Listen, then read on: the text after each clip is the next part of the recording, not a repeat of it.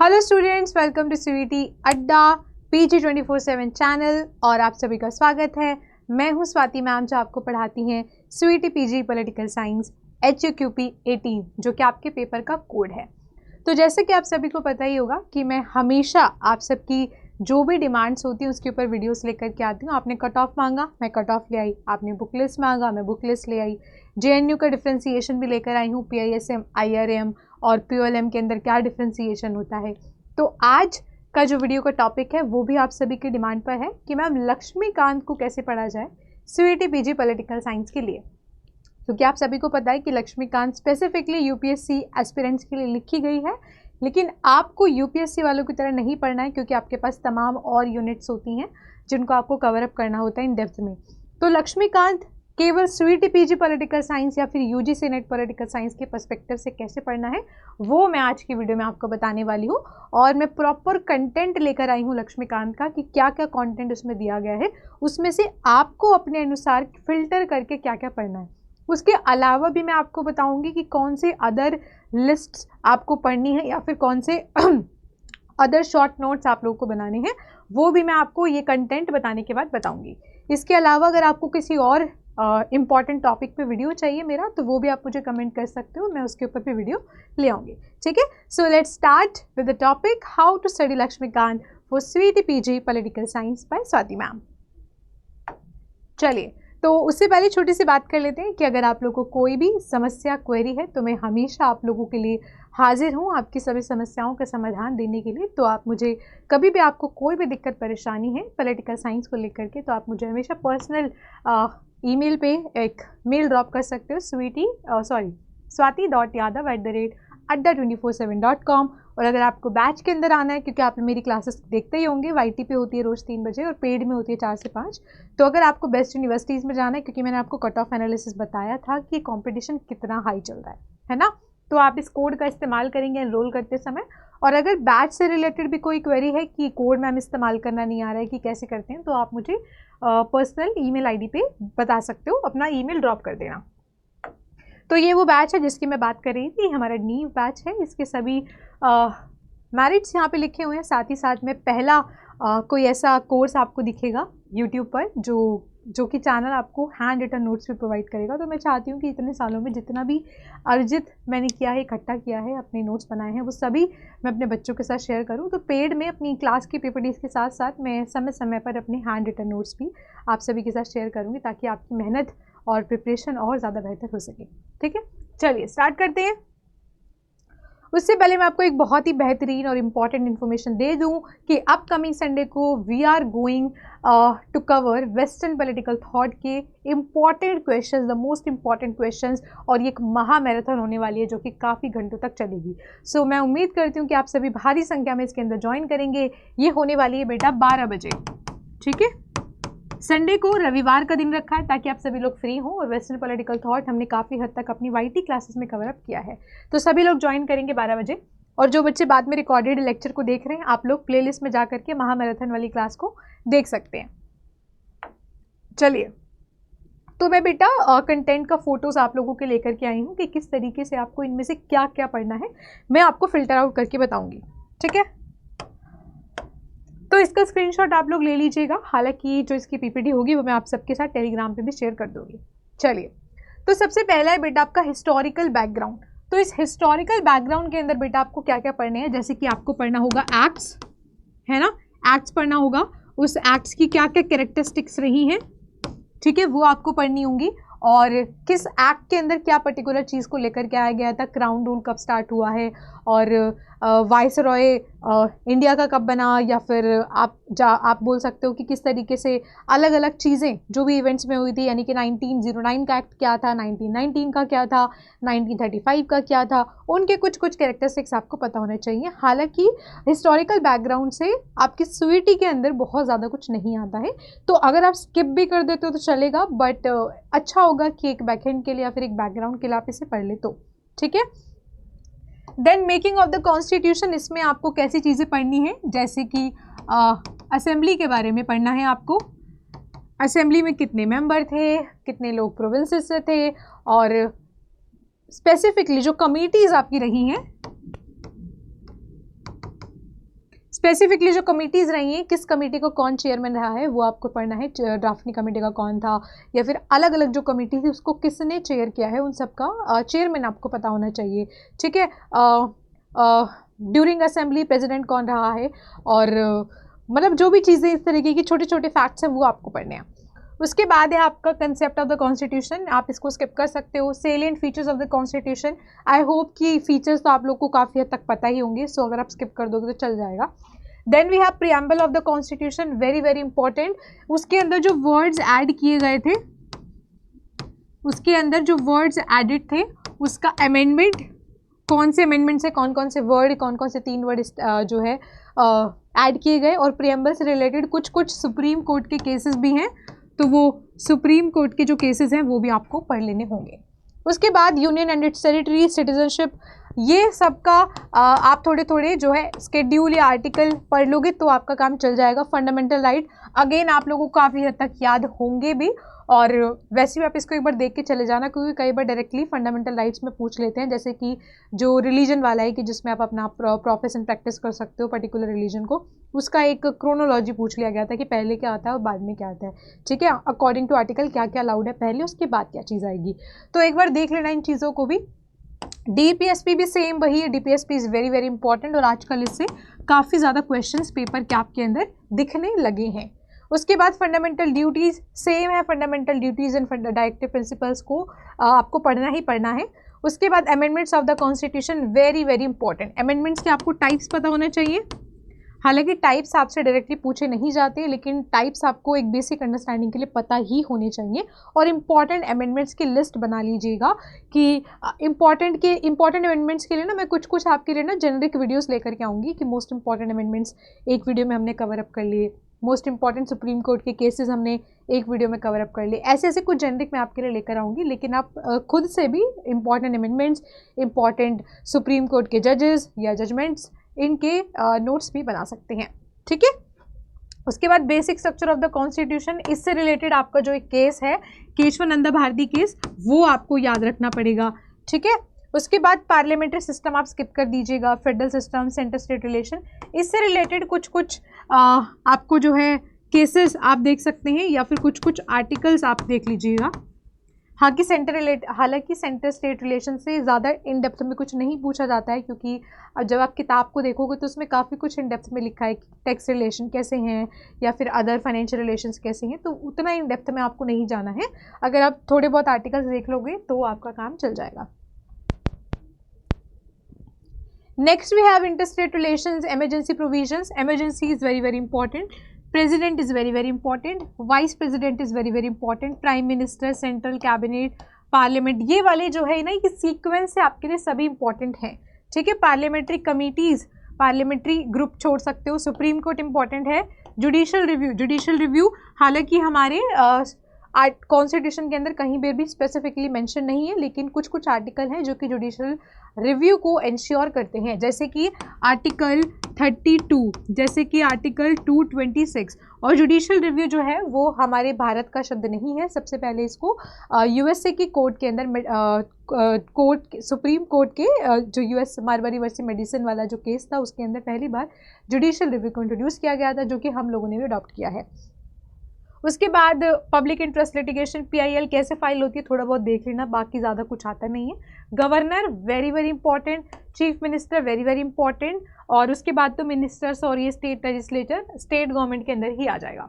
तो बेसिकली एक basic structure of union government, एक basic structure of state government, ये आपको पता होना चाहिए। यानी कि डिसेंट्रलाइजेशन में पावर किस तरीके से डिवाइडेड है, किसका क्या काम है, ये आपको बेसिक थिंग्स तो पढ़नी ही पढ़नी है। ठीक है, तो जो चीज़ें मैंने टिक लगाई हैं ये आपको बिल्कुल स्किप नहीं करनी है। This is one of the most important slides जहाँ से आपके सबसे ज़्यादा प्रश्न पेपर के अंदर बनते हैं। ठीक है, उसके बाद बेटा आपका है हाई कोर्ट, सबॉर्डिनेट कोर्ट आप छोड़ सकते हो, सबॉर्डिनेट कोर्ट छोड़ सकते हो, ट्रिब्यूनल छोड़ सकते हो। मैंने खाली टिक लगा देती हूँ वरना आपको ना कलर में कन्फ्यूज़न हो जाएगा।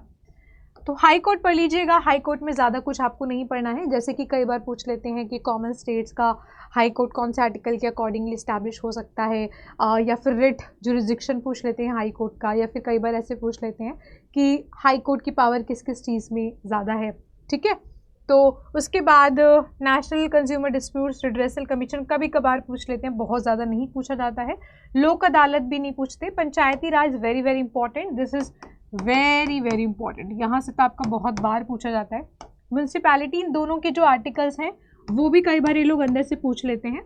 और इनसे रिलेटेड जो कमिटीज़ रही हैं, जो कमिटीज़ के रिकमेंडेशन रहे हैं वो आपको याद होनी चाहिए, ठीक है। रिकमेंडेशंस यूनियन टेरिटरीज़ का कुछ कुछ वही सीन है कि आपको पता होना चाहिए कौन कौन सी यूनियन टेरिटरीज़ है, और ज़्यादा कुछ पढ़ने की ज़रूरत नहीं है इसमें। उसके बाद schedule caste and schedule tribe, again इनका जो आर्टिकल्स हैं, इनके जो आर्टिकल्स हैं और इनके जो शेड्यूल हैं वो आपको पता होना चाहिए। Election commission very very important, और इन सब के बारे में आप थोड़ा थोड़ा पढ़ सकते हो। फाइनेंस कमीशन का आर्टिकल पूछ लेते हैं, और गुड्स एंड सर्विस कमीशन का अमेंडमेंट पूछ लेते हैं, कौन से अमेंडमेंट से आया। National commission for SC ST, इन सब का आप इस्टेब्लिशमेंट याद कर लेंगे, ठीक है। इनका इस्टेब्लिशमेंट ईयर आप लोगों से पूछ लिया जाता है, बाकी इन डेप्थ में नहीं पूछते हैं, ठीक है। चलिए आगे चलते हैं। उसके बाद we have special officer for linguistic minority, ये सब आपसे नहीं पूछते हैं। Controller auditor general of India, ये आपको पढ़ना है। अटॉर्नी जनरल ऑफ इंडिया आपको पढ़ना है। उसके बाद नीति आयोग थोड़ा बहुत पढ़ लोगे तो चल जाएगा, बाकी इन सब का आपको इस्टेब्लिशमेंट पढ़ना है। ये सारी जो कमीशंस है ना, ये सब का आपको इस्टेब्लिशमेंट ईयर याद रख लोगे तो काम चल जाएगा, ठीक है। इस्टेब्लिशमेंट ईयर, तो ये सारी जो कमीशन है केवल इनका इस्टेब्लिशमेंट ईयर का एक लिस्ट बना लीजिएगा, बहुत ज़्यादा इन डेप्थ में इसके बारे में नहीं पूछते हैं, ठीक है। देन वी हैव लोकपाल लोक आयुक्त, इसका बिल पूछ लेते हैं, और पहली बार कब इंट्रोड्यूस हुआ था ये पूछ लेते हैं, और ये एक्ट कब बन गया ये पूछ लेते हैं। और उसके बाद bar council of India, law commission, ये सब आप लोगों से नहीं पूछते हैं, ये सब जो लॉ वगैरह वाले बच्चे पढ़ते हैं उनके लिए ज़्यादा इंपॉर्टेंट होता है, ठीक है। चलिए आगे चले। So next we have delimitation commission, ये नहीं पूछते हैं। कोऑपरेटिव सोसाइटीज़ का आपसे अमेंडमेंट पूछ लेंगे। उसके बाद ऑफिशियल लैंग्वेजेस पूछ लेते हैं, और आजकल तो ये भी पूछते हैं कि कौन सी लैंग्वेज कब ऐड की गई है। सो कौन सी लैंग्वेज कब ऐड की गई है ये आप एक बार ही देख लीजिएगा, क्रोनोलॉजी कब कौन सी ऐड की गई है, लास्ट में कौन सी, फर्स्ट कौन सी, ठीक है।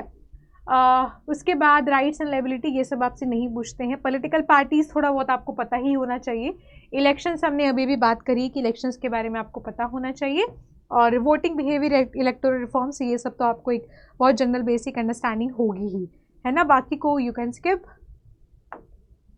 Then we have coalition government. Coalition government तो आपको वैसे ही पता होगा क्या होता है, बहुत ज़्यादा इन डेप्थ में नहीं पता होगा, दिक्कत नहीं है। Anti defection law is very very important, क्योंकि यहाँ से आपके पहले भी कई बार प्रीवियस ईयर क्वेश्चंस को पूछ लिया गया है। प्रेशर ग्रुप्स आप कंपैरेटिव पॉलिटिक्स में भी पढ़ते हो। और फॉरेन पॉलिसी इंपॉर्टेंट है, फॉरेन पॉलिसी तो आप वैसे भी इंटरनेशनल रिलेशंस के अंदर पढ़ते ही हो, है ना। उसके बाद ये पढ़ने की ज़रूरत नहीं है। This is very very important, most of the important thing is important judgments कौन सी रही हैं और उनका क्या क्या इम्पैक्ट आया है, ठीक है। आपको एक लिस्ट बना लेनी है सभी चीज़ों की। उसके बाद important doctrine of the constitutional interpretation, world constitution, ये कब स्किप कर सकते हो, कोई दिक्कत नहीं है। नेक्स्ट वी हैव अपेंडिक्स, इसके अंदर कुछ कुछ चीज़ें जो है कंसाइज वे में दी गई हैं, जैसे कि आर्टिकल्स ऑफ द कॉन्स्टिट्यूशन, इसका एक लिस्ट देख लीजिएगा, जिसमें कि इंपॉर्टेंट आर्टिकल जो कि मैंने आपको ऑलरेडी कुछ कुछ टिक करवाए हैं, उन सभी के आर्टिकल देख लेना कि प्रेसिडेंट का कौन कौन सा आर्टिकल है, प्रेसिडेंट की वीटो पावर कौन से आर्टिकल में है, प्रेसिडेंट की पार्डनिंग पावर कौन से आर्टिकल में है, सुप्रीम कोर्ट का ओरिजिनल ज्यूरिसडिक्शन के अंदर क्या क्या आता है, एडवाइजरी ज्यूरिसडिक्शन के अंदर क्या क्या आता है, ये सब चीज़ें आपको पढ़नी पड़ेंगी, ठीक है। उसके बाद यू हैव कि कौन कौन से सब्जेक्ट स्टेट करंट और state use union list, state list of concurrent के अंदर है, और कौन से जो 5 चीज़ें थी वो कब ट्रांसफ़र की गई थी कंकरेंट के अंदर, उसका अमेंडमेंट, उसका ईयर, ये भी आपको पता होना चाहिए, ठीक है। उसके बाद constitutional amendments very very important, यहाँ से तो आपका बार बार क्वेश्चन आता ही रहता है, ठीक है। उसके बाद एक्ट्स रिलेटेड टू सैलरी, ये आपको नहीं पढ़ना, मॉडल कोड ऑफ कंडक्ट नहीं पढ़ना है, this is very important. Presidents, vice presidents, और आजकल NTA इनकी क्रोनोलॉजी भी पूछता है, क्रोनोलॉजी। तो आप एक बार लिस्ट खुद से भी बना सकते हैं या फिर इंटरनेट से डाउनलोड करके देख लीजिएगा कौन सा प्रेसिडेंट कब रहा है, वाइस प्रेसिडेंट कौन कौन से रहे हैं, आजकल इनकी क्रोनोलॉजी वो लोग पूछ लेते हैं, ठीक है। Then chairperson of national commission, याद रखने की ज़रूरत नहीं है। तो इसके अलावा मैं आपको कुछ कुछ चीज़ें बता देती हूँ बेटा, जो आपको लिस्ट बनानी है या फिर जो नोट्स आपको बनाने चाहिए। जो नोट्स आप लोगों को प्रिपेयर करने हैं वो किस किस चीज़ के आपको करने हैं बेटा? इम्पॉर्टेंट अमेंडमेंट्स, ठीक है, और इम्पॉर्टेंट सुप्रीम कोर्ट जजमेंट्स, ठीक है। उसके बाद इम्पॉर्टेंट आर्टिकल्स का आपको एक लिस्ट बना लेना है। साथ ही साथ क्रोनोलॉजी ऑफ सुप्रीम कोर्ट के केसेस, प्रेसिडेंट की क्रोनोलॉजी और वाइस प्रेसिडेंट, ये सब चीज़ें आजकल एनटी आपसे पूछने लगा है, क्रोनोलॉजी, ठीक है। उसके बाद कुछ इम्पॉर्टेंट जैसे कि पंचायत कमिटीज,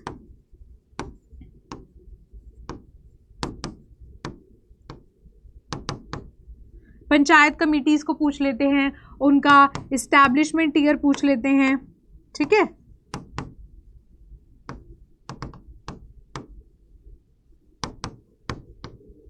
उनका एस्टैब्लिशमेंट ईयर पूछ लेते हैं। साथ ही साथ आपको कुछ और चीज़ें पता होनी चाहिए, जैसे कि आसपास कुछ भी इम्पॉर्टेंट आपका हुआ है, कोई रीसेंट अमेंडमेंट्स हुए हैं, कुछ रीसेंट ऐड किया गया है, कोई नई लैंग्वेज ऐड हुई है, कोई नया स्टेट बना है, जैसे कि जम्मू कश्मीर वाला जो किस्सा था जिसमें कि स्टेटहुड को छीन लिया गया, फिर यूनियन टेरिटरीज़ की काउंटिंग में क्या डिफरेंस आया, ये सब आपको पता होना चाहिए, ठीक है। कंज्यूमर प्रोटेक्शन एक्ट भी कई बार पूछ लेते हैं। उसके अलावा कुछ कुछ चीज़ें आपको जनरल चीज़ें पता होनी चाहिए, जैसे कि सिटीजन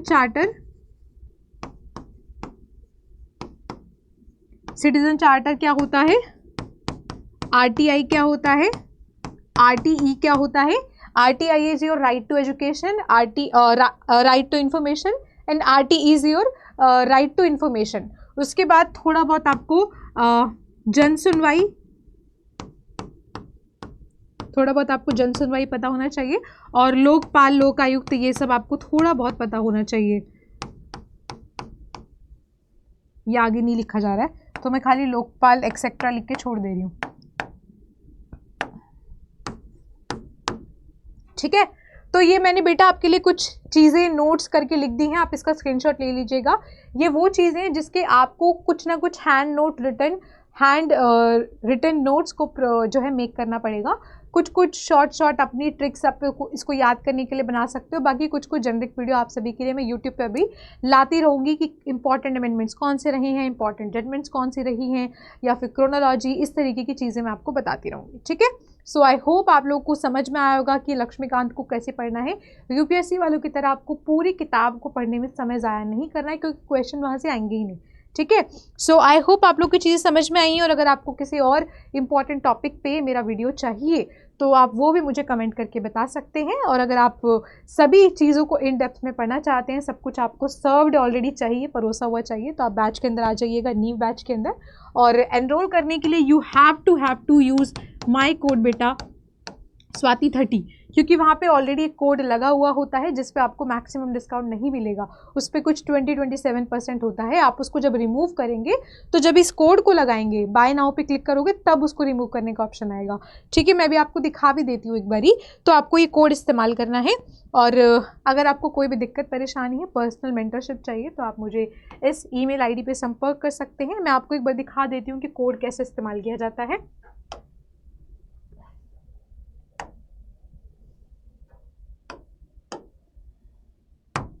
आप जाएंगे अड्डा की वेबसाइट पे बेटा, अड्डा की वेबसाइट पे ना जा करके आप एप्लीकेशन से भी एनरोल कर सकते हैं। तो आप जाएंगे बेटा ऑल कोर्सेज के अंदर, ऑल कोर्सेज में आप जाएंगे UG and PG entrance exam के अंदर। Then you have to select CUET PG, और स्वीटी पीजी क्लिक करने के बाद आपके पास पीजी के सभी कोर्सेज आ जाएंगे। तो किसी भी कोर्स में एनरोल करने के लिए you can use my code Swati 30। यहाँ पे है हमारा कोर्स, हम इसको जो है सिलेक्ट कर लेते हैं। तो अभी यहाँ पे आपको 27% का डिस्काउंट मिल रहा है, लेकिन आप इस कोड के साथ अगर करोगे तो केवल 27% ही मिलेगा। रिमूव करना चाहोगे नहीं होगा। तो आपको पहले जाना है buy now pay. Buy now pay click करने के बाद you have to type Swati 30, ठीक है। स्वाति 30 को लिख लेने के बाद आपको करना है कोड अप्लाई। अप्लाई करने के बाद आप सभी यहाँ पे देखेंगे, अप्लाई करने के बाद आप सभी देखेंगे जो 27% का डिस्काउंट था वो 35% के अंदर कन्वर्ट हो चुका है, ठीक है। और प्राइस आप देख सकते हो कितना ड्रॉप हो चुका है पहले से, और इसकी वैलिडिटी लगभग 10 महीने की है। तो मतलब अगर आप इसको पर मंथ में डिवाइड करो तो उससे ज़्यादा तो आपका खाने पीने का खर्चा हो जाता है ना। और ऐसे में आपको बेस्ट यूनिवर्सिटी में एडमिशन मिलने का जो है श्योरिटी यहाँ पे मिल रही है, क्योंकि आप देख सकते हो JNU DU वगैरह का मैंने कट ऑफ एनालिसिस किया है। यू कैन सी कि कंपटीशन कितना हाई लेवल का चल रहा है। अगर कोई भी दिक्कत है, आपको कोड इस्तेमाल करना नहीं आ रहा, बैच के बारे में कुछ पूछना है, आप मुझे ईमेल ड्रॉप कर दीजिएगा। साथ ही साथ सभी लोग जुड़ना ना भूलें, हम लोग फ्री सेशन करने जा रहे हैं, YT पे महा मैराथन करने जा रहे हैं। और अगर आप सभी का रिस्पॉन्स अच्छा रहा तो मैं बाकी की यूनिट्स का भी लेकर के आऊँगी, ठीक है। सो आई होप आप लोगों को वीडियो समझ में आया होगा बेटा। और अगर आपको किसी और टॉपिक मेरा इंपॉर्टेंट वीडियो चाहिए तो आप कमेंट कर दीजिएगा, मैं उस पर भी ले आऊँगी। और जैसे कि हम हमेशा अपना क्लास एक छोटे से स्माइल के साथ ख़त्म करते हैं, ताकि जो भी बच्चे बाद में इस वीडियो को देखें उनके फेस पे भी एक छोटा सा जो है स्माइल हम लोग दे सके, क्योंकि स्माइल देने से बेहतर चीज़ इस दुनिया में नहीं है ना। चलिए, so thank you so much for watching this video, और मिलते हैं आपसे नेक्स्ट वीडियो में। जब तक आप कोई अदर डिमांड है तो कमेंट करके जाइएगा, और वीडियो आपको कैसी लगी वो भी मुझे कमेंट करके बता देना। So thank you so much. Video को लाइक, कमेंट एंड शेयर करना ना भूलें।